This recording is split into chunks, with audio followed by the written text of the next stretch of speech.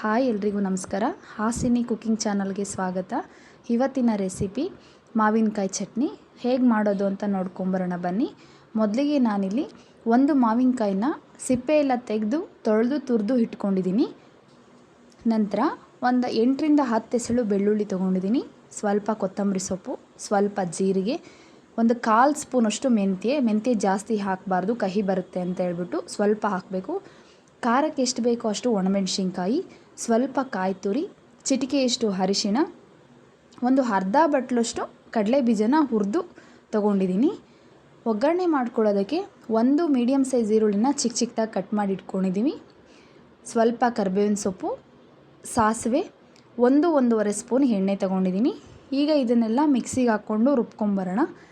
ಜಾಸ್ತಿ ನೈಸ್ ಪೇಸ್ಟಾಗಿ ಮಾಡ್ಕೊಬಾರ್ದು, ಮೀಡಿಯಮ್ ನಾವು ಚಟ್ನಿ ಮಾಡ್ತೀವಲ್ವ ಇಡ್ಲಿ ಚಪಾತಿ ದೋಸೆ ಜೊತೆ ಎಲ್ಲ ಆ ಕನ್ಸಿಸ್ಟೆನ್ಸಿಯಲ್ಲಿದ್ದರೆ ಚೆನ್ನಾಗಿರುತ್ತೆ. ಹಾಗಾಗಿ ಈಗ ಇದನ್ನೆಲ್ಲ ಮಿಕ್ಸಿ ಮಾಡ್ಕೊಂಬರೋಣ. ಇದಕ್ಕೆ ನಾನು ರುಚಿಗೆ ತಕ್ಕಷ್ಟು ಉಪ್ಪನ್ನು ಸಹ ಸೇರಿಸ್ಕೊತಾ ಇದ್ದೀನಿ.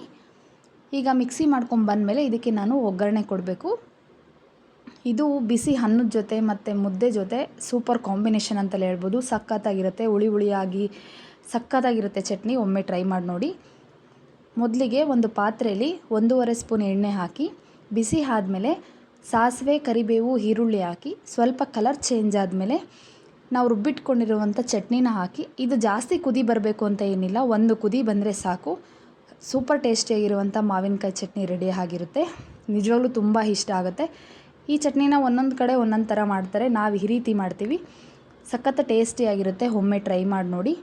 ಈ ವಿಡಿಯೋ ಯಾರಿಗೆಲ್ಲ ಇಷ್ಟ ಆಯಿತು ಪ್ಲೀಸ್ ಒಂದು ಲೈಕ್ ಮಾಡಿ, ಸಪೋರ್ಟ್ ಮಾಡಿ, ನಮ್ಮ ಚಾನಲ್ನ ಸಬ್ಸ್ಕ್ರೈಬ್ ಮಾಡ್ಕೊಳ್ಳಿ ಅಂತ ಕೇಳ್ತಾ ಇದ್ದೀನಿ.